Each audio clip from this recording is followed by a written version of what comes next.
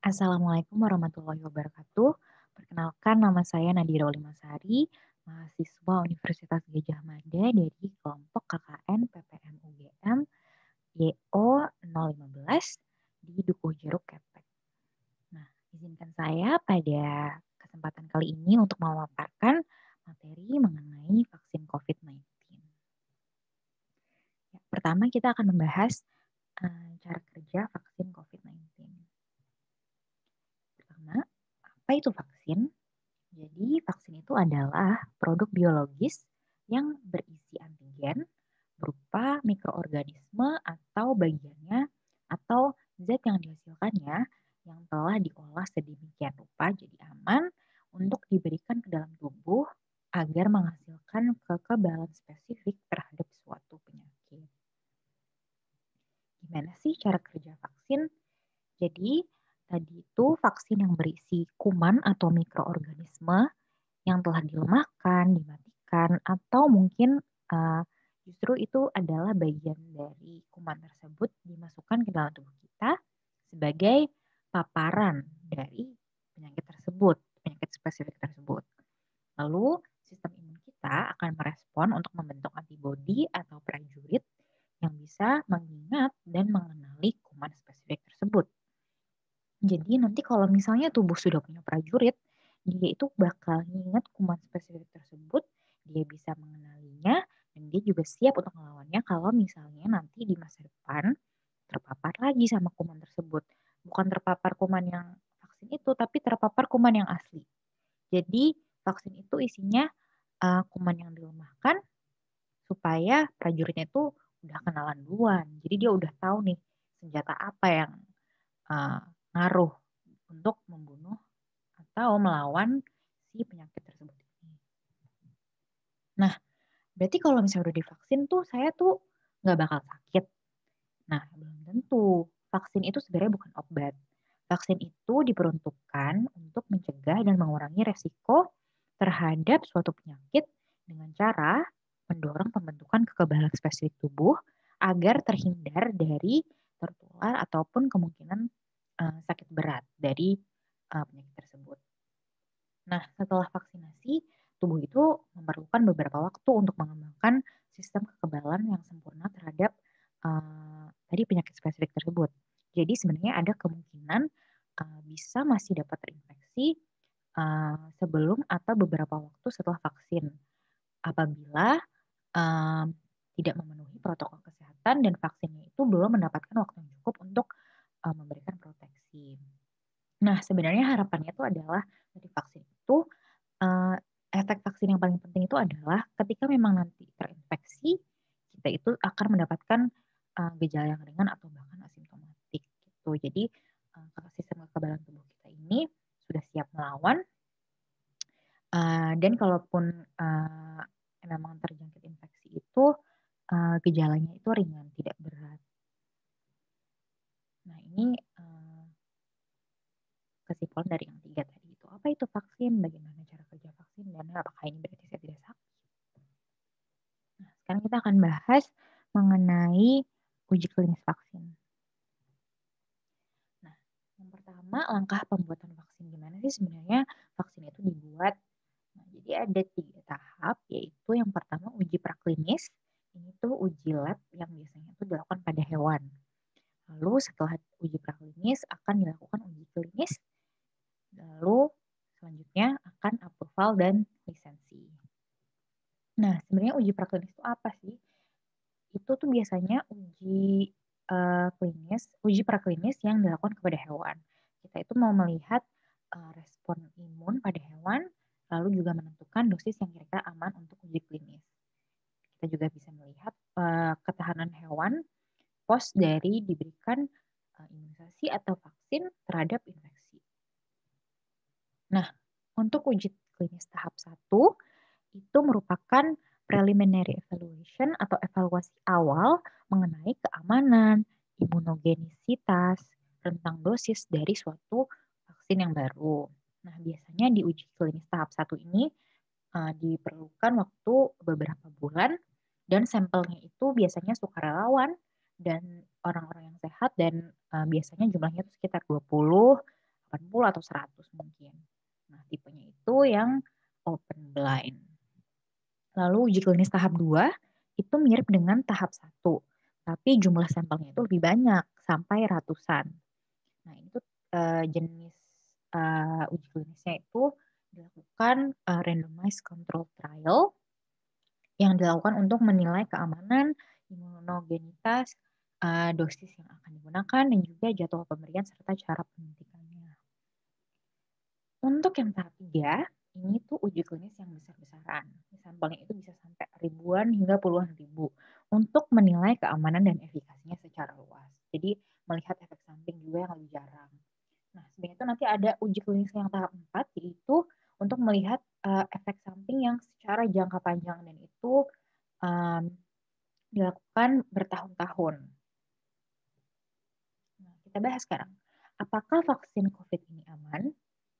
Nah, jadi sebelum dapat validasi dari WHO dan agen pemerintah, vaksin COVID itu harus menjalankan percobaan klinis yang banyak tadi itu ya, untuk membuktikan bahwa mereka itu telah mencapai patokan keamanan dan efektivitas yang sudah ditetapkan secara internasional.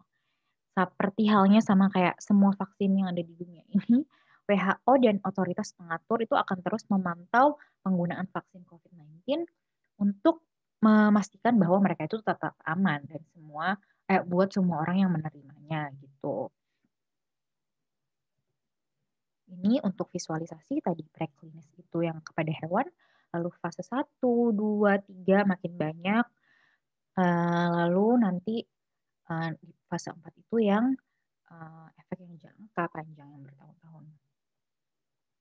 Lalu vaksin yang diproduksi massal itu pastinya udah melewati proses yang panjang dan juga harus memenuhi syarat utamanya, yaitu aman, ampuh, stabil, dan efisien dari segi biaya. Aspek keamanan dari vaksin ini dipastikan dari beberapa tahapan uji klinis yang benar dan menjunjung tinggi kaidah ilmu pengetahuan, sains, dan standar-standar kesehatan. Intinya, pemerintah itu tidak tergesa-gesa dalam pelaksanaan vaksinasi dan tetap mengedepankan aspek keamanan dan manfaat atau keampuhan vaksin. Nah, pemerintah itu hanya menyediakan vaksin COVID yang terbukti aman dan lolos uji klinis, serta sudah mendapatkan Emergency Use of Authorization atau EUA dari BPOM. Nah, kalau misalnya di vaksin COVID itu ada efek sampingnya nggak sih? Nah, seperti vaksin lainnya, vaksin COVID-19 itu bisa menyebabkan efek samping ringan. Contohnya demam ringan, atau nyeri, atau kemerahan di tempat suntikan. Sebagian besar reaksi terhadap vaksin itu ringan dan biasanya hilang dengan sendirinya dalam beberapa hari. Kalau efek samping yang lebih serius atau tahan lama dari vaksin mungkin bisa terjadi tapi sangat jarang. Nah, vaksin itu akan terus dipantau untuk mendeteksi efek samping yang jarang terjadi. Nah, untuk yang efek samping vaksin COVID selama ini yang dilaporkan adalah sebagian besar itu ringan hingga sedang dan tahan lama, dan mereka itu termasuk demam, kelelahan, sakit kepala, nyeri otot, menggigil, diare, dan nyeri di tempat suntikan. Nah, kemungkinan efek samping setelah vaksinasi berbeda menurut vaksin COVID-19 spesifik. Nah, ini tuh contoh-contoh dari reaksi yang mungkin terjadi setelah vaksin COVID. Tapi sebenarnya semuanya itu kurang lebih hampir sama dengan vaksin lain. Nah, reaksi lokal itu contohnya adalah nyeri, kemerahan, bengkak pada tempat suntikan, dan kalau misalnya reaksi lokal yang agak berat itu contohnya selulitis. Nah, itu sebenarnya bisa diantisipasi dengan kompres dingin pada lokasi dan juga minum paracetamol. Lalu juga ada reaksi sistemik seperti demam, nyeri otot seluruh tubuh atau mialgia, nyeri sendi atau artralgia, badan lemah, dan juga sakit kepala.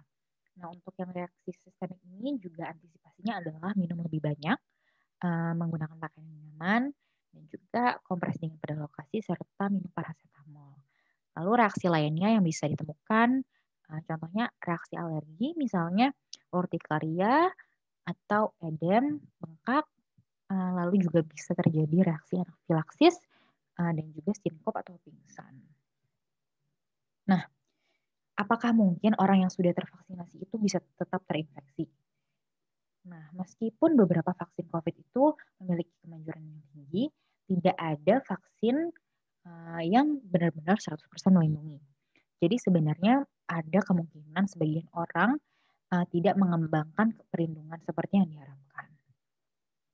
Selain karakteristik spesifik vaksin, beberapa faktor seperti usia seseorang, kondisi kesehatan yang mendasarinya, atau paparan COVID sebelumnya itu juga bisa berdampak pada efektivitasnya di vaksin ini. Kami sendiri juga belum tahu berapa lama kekebalan dari berbagai vaksin COVID ini akan bertahan karena masih dilakukan penelitian. Itulah salah satu alasan kenapa bahkan saat vaksin COVID ini mulai diluncurkan, kita tuh harus tetap menggunakan semua tindakan kesehatan masyarakat yang berhasil untuk mencegah COVID seperti menjaga jarak, memakai masker, dan juga cuci tangan. Nah, tapi efek yang kita harapkan itu dari vaksin adalah apabila memang kita nanti terinfeksi, yang diharapkan adalah gejala ringan maupun tidak bergejala sama sekali.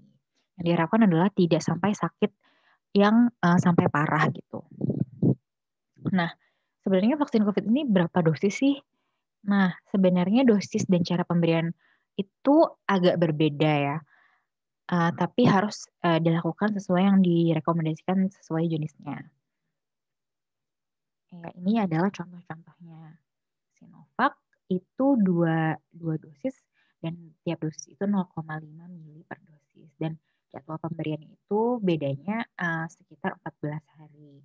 Dan cara pemberiannya secara intramuskular. Tapi ada juga yang sama-sama 2 dosis tapi pemberian jaraknya itu sekitar 21 hari, lalu juga ada yang berbeda 28 hari. Nah, sebenarnya kalau saya sudah yakin mau vaksin COVID, saya sudah percaya. Gimana sih cara dapat vaksin COVID? Nah, sebenarnya pemberian vaksin ini dilakukan secara bertahap sesuai prioritas. Yang pertama atau di sini melalui gambar ini dari Kemenkes, wave 1 atau gelombang 1, yaitu periode vaksinasi dari Januari hingga April, itu yang pertama adalah petugas kesehatan. Lalu setelah petugas kesehatan sudah, yang kedua mulai kita vaksinasi petugas publik dan juga lansia. Lalu nanti pada gelombang 2 dilakukan periode vaksinasi sekitar April 2021 hingga Maret 2022.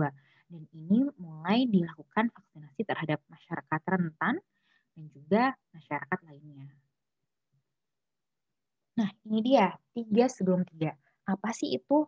Jadi tiganya yang pertama itu adalah melakukan pendaftaran dan memastikan sudah terdaftar. Yang kedua, kita harus memastikan kesehatan dan juga pastikan kondisi fit sebelum vaksin. Dan yang ketiga juga pelajari rangkaian proses vaksinasi COVID. Nah, tiga hal di awal ini akan membuka peluang untuk 3 hal selanjutnya, yaitu pertama, kekebalan tubuh terbentuk untuk melawan COVID. Yang kedua, beban tenaga medis dan kewalahan RS akan menurun. Dan yang ketiga, ini adalah upaya kita bersama untuk memutus pandemi. Seperti itu, 3 sebelum 3. Nah, gimana sih sebenarnya mekanisme pendaftaran vaksin? Jadi ada 2 mekanisme. Yang pertama itu berbasis fasilitas kesehatan atau dari pemerintah sendiri, atau yang kedua bisa melalui vaksinasi massal.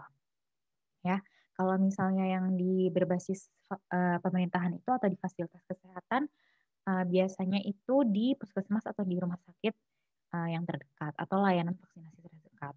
Lalu kalau misalnya yang vaksinasi massal ini biasanya diselenggarakan oleh organisasi maupun instansi yang bekerja sama dengan Kemenkes atau Dinas Kesehatan. Lalu dilaksanakan oleh instansi, misalnya kementerian atau lembaga tertentu, atau organisasi keagamaan serta organisasi masyarakat.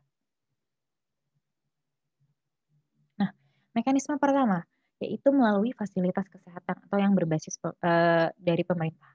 Yang pertama adalah kita harus mendaftar dengan mengunjungi situs resmi Kemenkes yaitu www.kemkes.go.id dan sehatnegeriku.kemkes.go.id serta situs resmi Komite Penanganan COVID-19 dan Pemulihan Ekonomi Nasional di www.covid19.go.id. Nah, di ketiga situs resmi tersebut akan tersedia link atau tautan yang bisa diklik oleh sasaran vaksinasi masyarakat yang lansia. Nah, di dalamnya itu ada beberapa pertanyaan yang harus diisi. Lalu dalam mengisi data tersebut, peserta lanjut usia bisa meminta bantuan anggota keluarga lain atau melalui kepala RT dan RW setempat. Nanti setelah peserta mengisi data di website tersebut, nanti seluruh datanya itu akan masuk ke Dinkes provinsi masing-masing, lalu Dinkes itu akan menentukan jadwal termasuk hari, waktu, dan lokasi pelaksanaan. Lalu mekanisme yang kedua melalui program vaksinasi massal oleh organisasi atau instansi. Nah, kalau misalnya di sini biasanya organisasinya itu bekerja sama dengan Kemenkes atau Dinas Kesehatan, lalu dia akan menjalin kerjasama. Mereka akan menjalin kerjasama dan akan menentukan jadwal termasuk hari, waktu, dan lokasi. Nah, itu kan tadi mekanismenya. Prosedurnya nih nanti kalau misalnya datang ke sana tuh bakal ngapain aja sih gitu. Nah, ini dia tahapannya. Jadi yang pertama akan ada beberapa meja. Yang pertama itu kita ada meja yang pertama pendaftaran ulang dan juga pengisian form screening sebelum vaksinasi. Jadi nanti di situ akan ada beberapa box, contohnya riwayat penyakit, riwayat kontak erat, riwayat perjalanan, dan juga konsumsi obat di situ.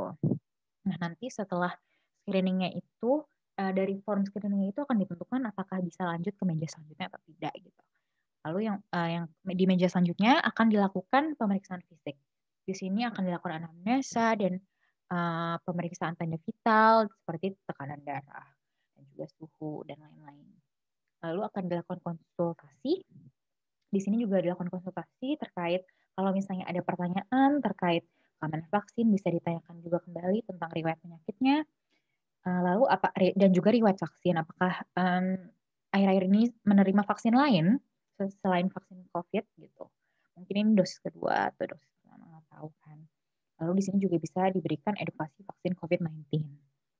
Lalu lanjut nanti di meja selanjutnya dilakukan penyuntikan vaksinnya. Nah, di sini itu penyediaan fasilitas dan pelayanan memberikan kenyamanan pada pasien. Misalnya bilik khusus penerima yang cewek dan cowok itu dibedakan gitu. Dan posisi penyuntikannya yang nyaman.